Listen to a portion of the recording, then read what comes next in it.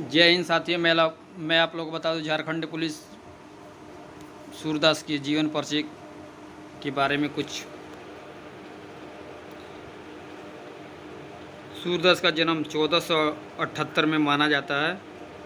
एक मान्यता के अनुसार उनका जन्म मथुरा के निकट रोहलखा या रेंगुका क्षेत्र में हुआ, जबकि दूसरी मान्यता के अनुसार उनका जन्म स्थान दिल्ली के पास सीही नामक माना जाता है। महाप्रभु वल्लभाचार्य के शिष्य सूरदास अष्टछाप के कविता में सर्वाधिक प्रसिद्ध हैं।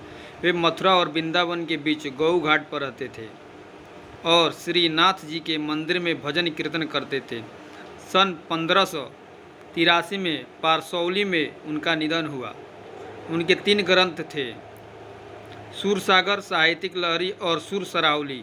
में सबसे सूरसागर की सर्वाधिक लोकप्रिय हुआ। खेत और पशुपालन वाले भारतीय समाज का दैनिक अंतर्गत चित्र और मनुष्य की सर्वाधिक वृत्तियों का चित्रण सूर की कविता में मिलता है। सूरवतस और श्रृंगार के श्रेष्ठ कवि माने जाते हैं। कृष्ण और गोपियों का प्रेम सहज मानवीय प्रेम की प्रतिष्ठा करता है। सूर्य ने मानव प्रेम की गौरव गाथा के माध्यम से सम्मान मनुष्यों को हीनता बोध से मुक्त किया, उनमें 3 की ललक पैदा की। उनकी कविता में ब्रज भाषा की निखरा हुआ रूप है। वह चली आ रही लोकगीतों की परंपरा की श्रेष्ठ कड़ी है। सूरदास के पद के 4 पद और उनके अर्थ।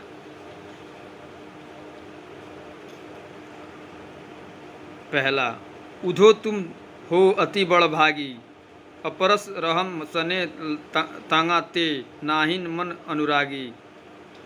उर इन पात रहत जल भीतर, ता रस देह न दागी। जो जल माँ तेल की गागरी, बूंद न तागो लागी। प्रीति नदी में पाँव न बोयो, दृष्टि न रूप कराई। सूरदास अबला हम भोरी, गुर चादी जो बागी। अर्थ इसका होगा, उपरोक्त पंक्तियों में व्याख्यात है जिसमें गोपियाँ श्री कृष्ण के परम सखा उद्धव से अपने मन की व्यस्तता को व्यक्त रूप से कह रही है। गोपियाँ उद्धव पर व्यक्त करते हुए कह रही है कि हे उद्धव, तुम बड़े भागी हो, क्योंकि तुम कृष्ण के इतने निकट रहते हुए भी उनके प्रेम बंधन में नहीं बंधे हो। तुम्हें कृष्ण से जरा सा भी मोह नहीं है और तुम अभी तक उनके प्रेम रस से भी अछूत हो। अगर तुम कभी कृष्ण के स्नेह के धागे से बंधे होते तो तुम हमारी विरह देवता की अनुमति अवश्य कर पाते। लेकिन हे उद्धव, तुम कमल के उस पत्ते की तरह हो जो जल के भीतर रह के भी गीला नहीं होता है, और जिस प्रकार तेल से भरी हुई गागर को पानी में डुबो देने पर भी उसमें पानी की एक भी बूंद नहीं ठहरती है, ठीक उसी प्रकार कृष्ण रूपी प्रेम की नदी के पास रह कर भी उसमें स्नान करना तो दूर, तुम पर तो उनके प्रेम का एक छींटा भी नहीं पड़ा। तुमने कभी भी कृष्ण रूपी प्रेम की नदी में अपने पैर तक नहीं डुबोए और न ही कभी उनके रूप सौंदर्य का दर्शन किया। इसलिए हे उद्धव, तुम विद्वान हो जो कृष्ण के प्रेम में बंधे नहीं हो, लेकिन हम गोपियों तो बहुत भोली भाली हैं। हम तो कृष्ण के प्रेम में कुछ इस तरह से बंध गए हैं जैसे गुड़ में चींटियाँ चिपक जाती है। दूसरा, मन की मन ही मनसा रही, कहित जाई कौन पे। उद्धव नहीं परत कही, अवधि आधार आस आवन की। तन मन विधा सही, अब इन जो सदे सनी मुनि मुनि। बिरहिनी बिरल दही, चाहती हुई गुहारी। जितनी ते उनते धार बही, सूरदास अब धीर धरित क्यों, मर्यादा न लही। उपरोक्त पंक्तियों में गोपियाँ उद्धव से कहती हैं कि कृष्ण के गोकुल से चले जाने के बाद उनके मन की सारी अभिलाषाएं मन में ही रह गई। वो कृष्ण से अपने मन की बात कहना चाहती थी, लेकिन अब वो कभी भी अपने मन की बात कृष्ण से न कह पाई। गोपियाँ उद्धव के द्वारा कृष्ण को संदेश भी नहीं भेजना चाहती है। वो कहती है कि वो इतने लंबे समय से तन मन और हर प्रकार की विरह वेदना को सिर्फ इसलिए सहन कर रही थी कि एक दिन श्री कृष्ण अवश्य आएंगे और उनके सब कुछ दुख दूर हो जाएगा। परंतु श्री कृष्ण ने हमारे लिए यह युग संदेश भेजकर हमें और दुखी कर दिया। हम विरह की अग्नि में और भी ज़्यादा जलने लगी। हे उद्धव, जब भी किसी के जीवन में दुख आता है तो अपने रक्षक को पुकारता है, परंतु हमारे रक्षक ही आज हमारे दुख का कारण है। अब बताओ हम कैसे धीरज रखें जब हमें पता है कि कृष्ण नहीं आएंगे। आज हमारी एकमात्र आशा भी टूट गई। वैसे प्रेम की मर्यादा तो यह कहती है कि प्रेम के बदले प्रेम ही दिया जाए, परंतु श्री कृष्ण हमारे साथ छल किए हैं, उन्हें हमें धोखा दिया है। तीसरा क्वेश्चन, हमारे हरि हारिल की लकड़ी मन करम वचन नंद चंदन यह ऋण करी पकड़ी जागत सोवत सोपन दिवस निधि कान कान पुजक री सुनता जो लागत है जैसे त्यों करू पकड़ी सु तो वाही हमको ले आए देखी सुनी न करी यह तो सुर निहती ले सौंपी जिनके मन चकरी। अर्थ, उपयुक्त पंक्तियों में गोपियाँ उद्धव से कहती हैं कि हे उद्धव, जिस प्रकार हारिल पक्षी अपने पंखों से लकड़ी को मजबूती के साथ पकड़े रहता है, लकड़ी को ही अपने जीवन का आधार समझकर उसे कभी गिरने नहीं देता है, उसी प्रकार कृष्ण भी हमें गोपियों के जीने का आधार है। हमें अपने मन क्रम वचन से नंद बाबा के पुत्र की श्री कृष्ण को ही अपने जीने का आधार माना है। हमारा रोग रोम रोम सोते जागते दिन रात स्वप्न में भी कृष्ण का ही नाम जपता रहता है। इसलिए गोपिया को उद्धव का युग संदेश किसी कड़वी ककड़ी के समान लगता है। गोपियाँ कहती हैं कि हे उद्धव, हमें तो कृष्ण के प्रेम का रोग लगा चुका है, अब हमें तुम्हारे इस युग संदेश का योग नहीं लग सकता। हमने न कभी इसके बारे में सुना है, न कभी जाना है और ना ही कभी इसको देखा है। तुम जो यह युग संदेश लाए हैं वह जाकर किसी और को सुनाओ जिसे कृष्ण के प्रेम का रोग न लगा हो। हमें तो कृष्ण के प्रेम का रोग लगा चुका है, अब इस युग संदेश का हम पर कोई असर नहीं होने वाला।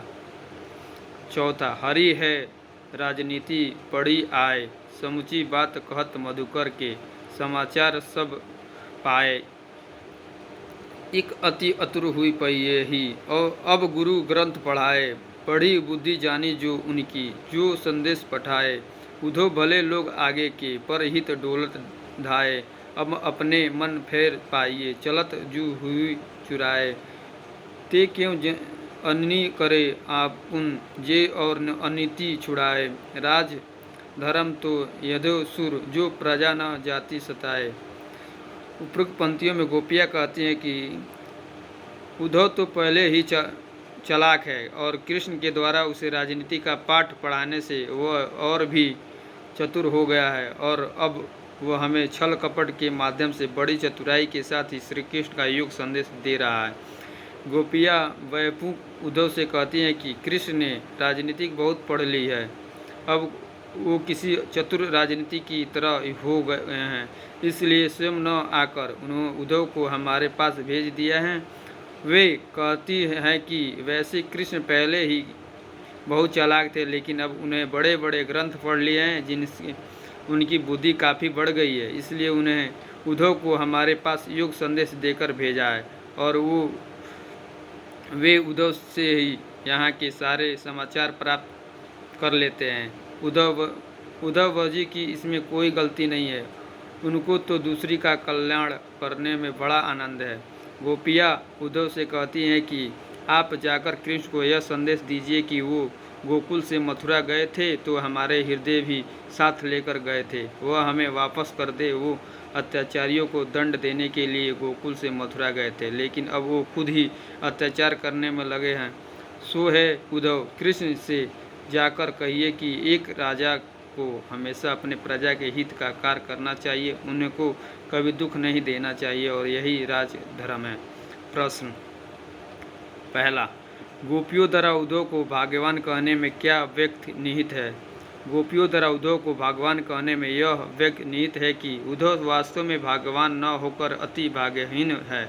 वे कृष्ण रूपी सौंदर्य तथा प्रेम रस के सागर के सानिध्य में रहते हुए भी उस असीम आनंद से वर्चित हैं। वे प्रेम बंधन में बंधे एवं मन के प्रेम में अनुरुक्त होने की सुखद अनुमति से पूर्णतः अपरिचित हैं। दूसरा, उद्धव के व्यापार की तुलना किस किस से की गई है? गोपियों ने उद्धव की व्यवहार की तुलना निम्नलिखित उदाहरणों से की है। गोपियों ने उद्धव की व्यवहार की तुलना कमल के पत्ते से की है, जो जल में रहते हुए भी उसे प्रभावित नहीं होता। दूसरा, वह जल में रखे तिल के मटके के समान है, जिस पर जल की एक बूंद भी टिक नहीं पाती। तीसरा क्वेश्चन, गोपियों ने किन किन उदाहरणों के माध्यम से उद्धव को उलझने दिए हैं? गोपियों ने अनेक उदाहरणों के माध्यम से उद्धव को उलझने दिए हैं। पहला, गोपियों उद्धव के व्यवहार को कमल के पत्ते के समान बताती हैं, जो पानी में रह के भी उससे अछूत रहता है, यानी वे प्रेम के मूर्त कृष्ण के संग रह के भी उसका अर्थ नहीं जान पाए। दूसरा, गोपियाँ उन्हें बड़भागी कहती है जो कृष्ण के संग रह के भी प्रेम के बंधों से मुक्त है, उन्हें प्रेम के मायके माने नहीं पता है। तीसरा, वे उद्धव के युग संदेश को कड़वी ककड़ी के समान बताती है, जो उन्हें नहीं खाई जाती, यानी वे उन बातों को नहीं समझ सकती। चौथा क्वेश्चन, उद्धव द्वारा दिए गए युग के संदेश ने गोपिया की विराहनी में घी का काम कैसे किया? गोपियाँ श्री कृष्ण के आगमन की आशा में बेचैन थी। वे एक एक दिन गिन रही थी कि वह अपने तन मन की व्यवस्था को चुपचाप सहने होते हुए कृष्ण के प्रेम रस में डूबी हुई थी, परंतु कृष्ण ने स्वयं न आकर युग का संदेश देने के लिए उद्धव को भेज दिया। विरह की अग्नि में जलती हुई गोपिया को जब उद्धव ने कृष्ण को भली जाने और युग साधना करने का उपदेश देना प्रारंभ किया, तब गोपिया की विरह वेदना और भी बढ़ गई। इस प्रकार उद्धव द्वारा दिए गए युग के संदेश ने गोपिया की विरह अग्नि में घी का काम किया। पांचवा क्वेश्चन, मर्यादा न लही के माध्यम से कौन सी मर्यादा न रहने की बात की जा रही है? मर्यादा न लही के माध्यम से प्रेम की मर्यादा न रहने की बात की जा रही है। कृष्ण के मथुरा चले जाने पर गोपियाँ उनके वियोग में जल रही थी। कृष्ण ने अनेक पर भी उनकी विरह वेदना मिट सकती है, परंतु कृष्ण ने स्वयं न आकर उद्धव को संदेश के साथ भेज दिया, जिससे गोपियाँ ने उनकी मर्यादा का त्याग करने पर आतुर कर दी। छठवां क्वेश्चन, श्री कृष्ण के प्रति अपने अनंत प्रेम को गोपियाँ ने किस प्रकार अभिव्यक्त किया? गोपियों ने कृष्ण के प्रति अपने अनंत प्रेम को विभिन्न प्रकार से दिखाया। गोपियों ने अपने तुलना उन चींटियों के साथ की है जो गुण पर आसक्त होकर उसे चिपक जाती है और फिर स्वयं को छुड़ा न पाने के कारण वहीं प्राण त्याग देती है। उन्होंने खुद को हारी पक्षी और श्री कृष्ण को लकड़ी की भांति बताया। जिस प्रकार हारी पक्षी सदैव अपने पंजे में कोई लकड़ी अथवा तिनका पकड़े रहता है, उसे किसी भी दशा में नहीं छोड़ता, उसी प्रकार गोपियाँ ने भी मन, कर्म और वचन को से कृष्ण को अपने हृदय में दृढ़तापूर्वक बसा लिया है। वे जागते सोते स्वपन में दिन रात श्री कृष्ण ही जपती लगती रही है। गोपियों ने उद्धव से योग की शिक्षा कैसे लोगों को देने की बात की? गोपियों ने उद्धव से योग की शिक्षा ऐसे लोगों को देने की बात कही है जिनका मन चंचल है और इधर उधर भटकता है। उद्धव अपने योग के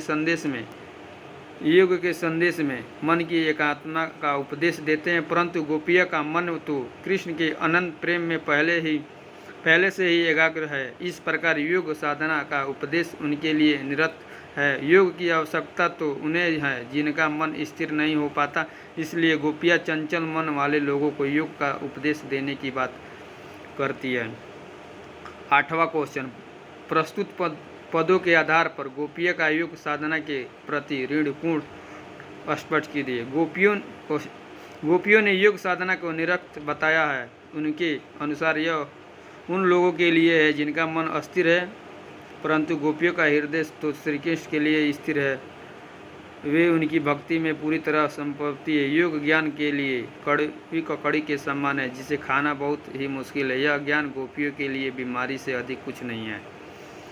9वां क्वेश्चन, गोपियों के अनुसार राजा का धर्म क्या होना चाहिए? गोपियों के अनुसार राजा का धर्म है कि वह प्रजा को न सताए और प्रजा के सुखों का ख्याल रखे। 10वां क्वेश्चन, गोपियों को कृष्ण में ऐसे कौन सा परिवर्तन दिखाई दिए जिनके कारण वे अपना मन वापस पा लेने की बात कहती है?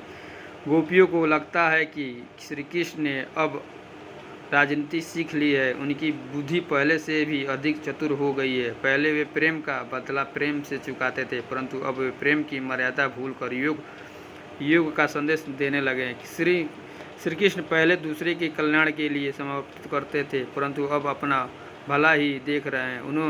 उन्हें पहले दूसरे के अन्याय से लोगों की मुक्ति दिलाई, परंतु अब नहीं। श्री कृष्ण गोपियों से मिलने के बजाय युग की शिक्षा देने के लिए उद्धव को भेजते हैं। श्री कृष्ण को इस कदम से गोपियों के मन और भी आहत हुआ है। श्री कृष्ण में आए इन्हीं परिवर्तन को देखकर गोपियाँ अपने को श्री कृष्ण के अनुराग से वापस लेना चाहती है। 11वां क्वेश्चन, गोपियों ने अपने वाक्चित्त के आधार पर ज्ञानी उद्धव को परास्त कर दिया, उसके वाचात की विशेषता लिखिए। उत्तर, गोपियों के वाक्चात की विशेषता इस प्रकार है। सहानी गोपियों पूरी तरह से निडर है। वह उद्धव को कोसने से परहेज नहीं करती। वह उनकी योग साधना के संदेश को कड़वी ककड़ी और बीमारी बताती है। व्यागता गोपियों ने बड़े ही भगवानशाली ढंग से व्यक्त करती है। वे उद्धव को बड़भागी कहती है कि चूँकि वह किसी के पास रह के भी प्रेम से अछूत रहे, यह कहकर वह उद्धव का उपवास करती है। अस्पष्ट शब्दों को में उद्धव को बताती है कि वे कृष्ण के प्रेम में पूरी तरह से लीन है, इसलिए उनके युग संदेश का उन पर कुछ असर नहीं पड़ने वाले हैं। जय हिंद साथियों, अगर वीडियो अच्छा लगे तो चैनल को सब्सक्राइब करें और प्लीज़ बेल आइकन को दबाएं। ऐसे वीडियो हम हमेशा डालते रहेंगे।